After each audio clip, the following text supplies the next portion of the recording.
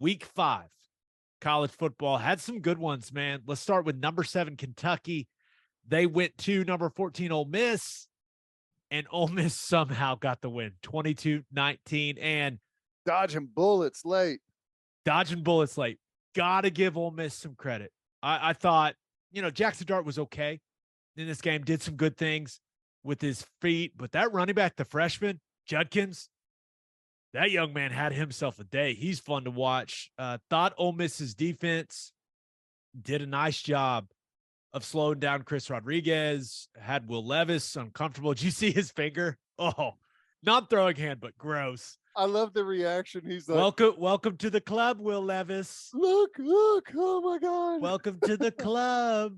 I'm sure YouTube viewers are going to like looking at my disgusting finger right there. Oh, that's awesome. But he was, Will Levis was uncomfortable most of the day. I thought Ole Miss's defense won him the game, man, but really the story of the game, Kentucky made just a ridiculous amount of mistakes.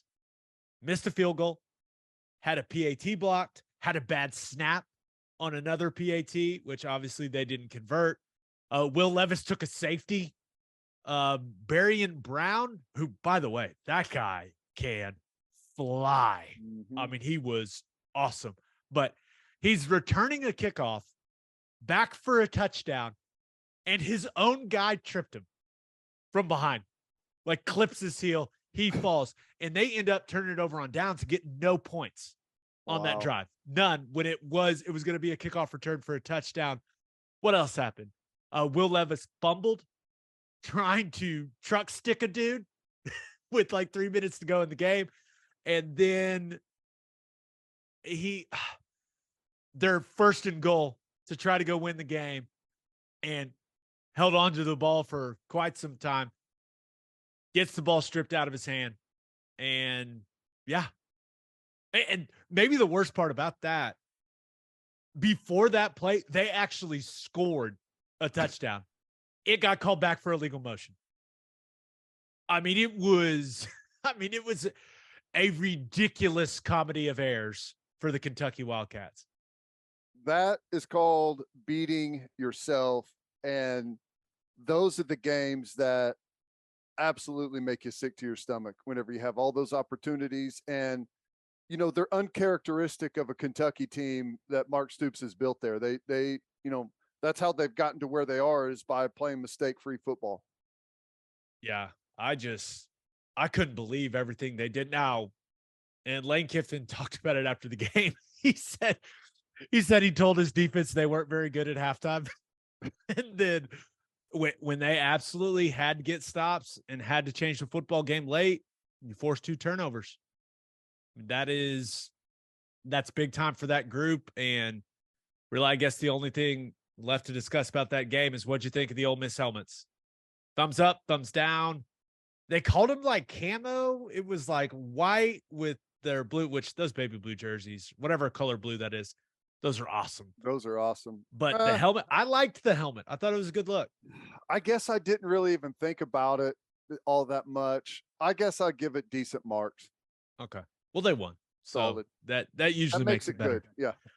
Yeah. All right. Next game, number 2, Alabama went to number 20, Arkansas. And, well, Bama's still good. 49-26.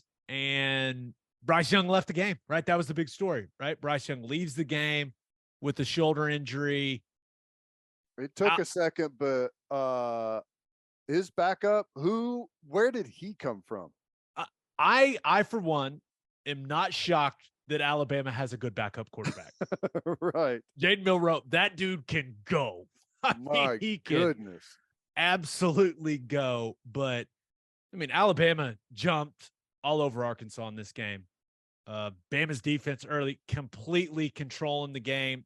They jump out to a 28-0 lead on Arkansas in Fayetteville. And I was just like, my goodness, okay. And, Jaden Milroe steps in, did a really good job at quarterback for Bama. I think Bryce Young only had 2, maybe 3 touchdown drives. The rest of it was Milroe.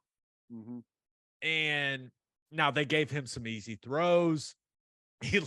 he just got it to those wide receivers, and my God, um, I think maybe we got a little too carried away early in the season with they just don't have the playmakers they once had at wide receiver. Okay, go watch that game and watch those guys after the catch. Tell me they ain't got playmakers.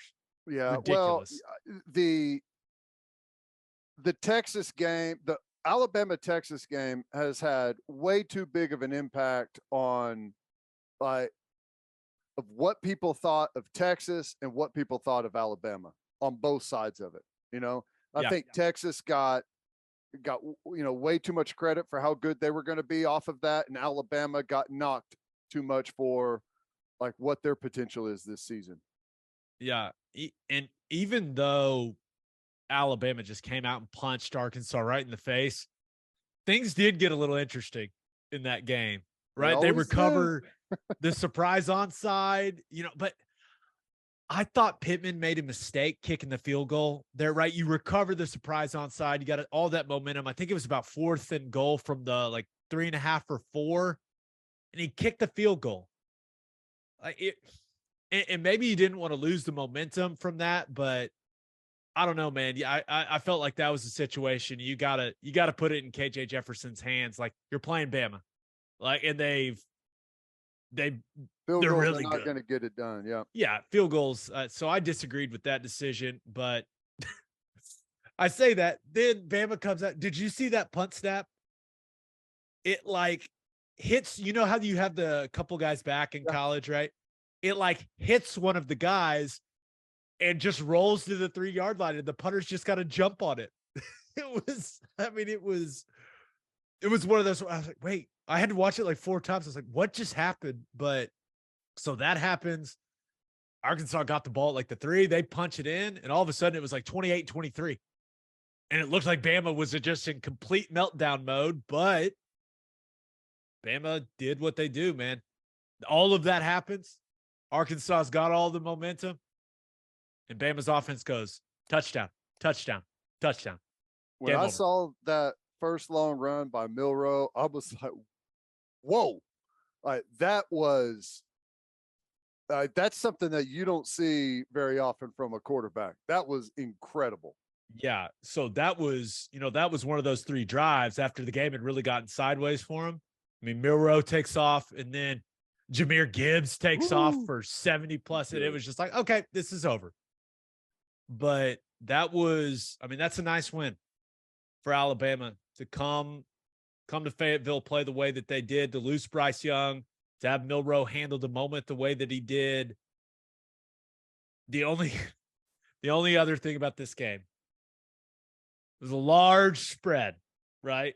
Well, it's 17 and a half. Yeah. And there's play late in the game. Arkansas is driving to go cover, right? They obviously had no chance of winning the football game. Driving to go cover. KJ Jefferson throws it to Jaden Hazelwood, and Jaden Hazelwood's name was trending on Twitter because so many gamblers were mad. And you and I watched it. We were I don't know if he thought he already had the first down or what, but he may not have known it was 4th down. That happens more than you would think out on a football field, that both guys offensively and defensively just don't know what down it is. And yeah, for whatever reason, he just kind of sit there, stutters, just gets tackled short of the mark, and they end up not covering. It was kind of a hilarious sequence. If you didn't have money on the game like I didn't. That's why that's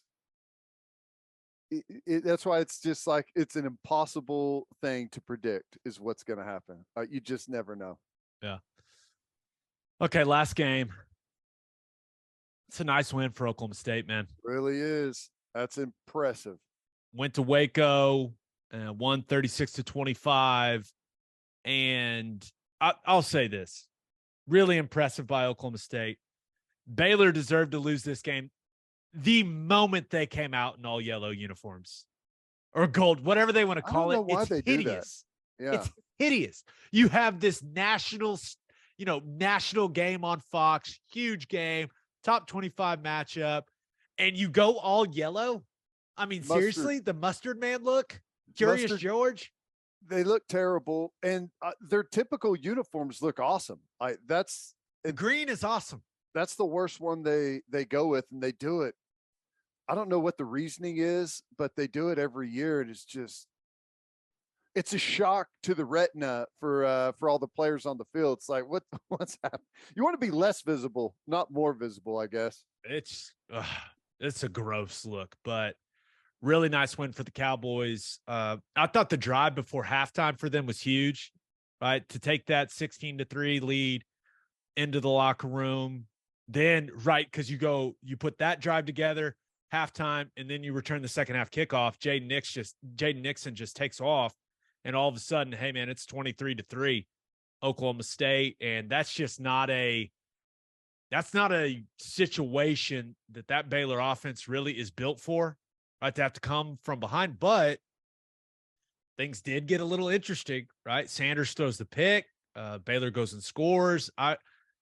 The one thing about this game, I was impressed by each team's ability to answer in this game. Like, it felt like Oklahoma State would get some breathing room. Baylor would answer, make some plays, cut the margin. Then Oklahoma State would answer that. Then Baylor would answer. It was kind of this fun back and forth between the two teams, especially in that third quarter. That third quarter was fun, man. But it looked like Baylor had some momentum in the fourth.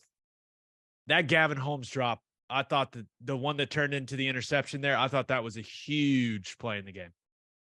Yeah, what I find interesting is, I talk about special teams all the time, and it sounds like such a coach speak thing to say, right? That special teams is the deciding factor, and you got to be really good, and if you can take advantage of winning the special teams, that can win you close football games. And it just sounds like this absurd thing that no one wants to talk about, when almost every game that we talk about that is tight, that is close, whether it's between two ranked teams or not, it almost always comes back to special teams, either making mistakes or being able to capitalize whenever you've got your units out there, your return units out there on the field. Special teams continues to be so massively overlooked by way too many football teams, in my opinion. Yeah. And Oklahoma State, not only they had the Nixon touchdown return, but Presley had a huge return in the game as well. I thought you're right, man. Those kickoff returns made a huge difference for them. Also thought Oklahoma State's defense did a really nice job on third down. And Spencer Sanders was good other than the one pick, right? He probably predetermines he's throwing that out. I mean, he was good, man. Solid, very solid. Did some damage with his legs. I mean, he was really good. Jumping out to that lead was the best thing. That's the best formula for Spencer Sanders having a really good game. Yeah. And if they could play from the front, they can lean on him, and he does some really good stuff. And Bryson Green had the one early, and then Braden Johnson had the one, I think, put him about the one late. Had some guys go up and make plays for him. I mean, go up, just climb the ladder, mossing guys. It was a couple of really, really nice plays from those guys. But yeah, Oklahoma State, best team in the Big 12. What do you think? Well, with what we just saw from TCU, that's the best win, right? Yeah, it's the best conference win for sure. Yeah. I mean, well, now that you would have said Kansas State beating OU and Norman was the best, but now with what just happened to OU in Fort Worth, you probably put Oklahoma State going to Waco and winning that game, huh? Yeah, probably. It as of right now, it looks like a big, like you're going to be shuffling the deck the entire year about, Oklahoma State beats Baylor, Baylor beats Iowa State, Kansas State beats Oklahoma State, Kansas State beats Oklahoma. Oh, it's just going to be like this bad mix, which is frustrating. I think it's awesome. It makes for a great conference, but it's one of the things I hate about college football is whenever that occurs, instead of the narrative nationally being that the Big 12 is a really good conference, it turns into the conference sucks. No one's any good. Yeah, that's why I'm excited about college football playoff expansion. Mm-hmm. Because right now, because we all talk about parity, right? Like we want parity. We want these teams to be closer. We want more good games, right? That's what we all want, or at least that's what a lot of people say they want. This league's actually going to have parity. There's going to be a ton of one-score games. Every team feels like they can beat every team, and you get punished for it in the current system. That's right. Where in the next system, you'll at least have that automatic qualifier, and hopefully they adjust the way kind of some of those things are perceived by the committee. But yeah, I think that, you know, and I said this to some of the OU players on Saturday, like there's going to be a 2-loss team play for the Big 12 title. I truly believe that. Yeah, and that's what, like, yeah, like I wouldn't be surprised if there's multiple 2-loss teams playing for the Big 12 title. So I know OU's got a lot to fix before we even discuss that, but it's just kind of how I see the conference this year. It's going to be crazy. It's going to be fun. Totally agree. Totally agree.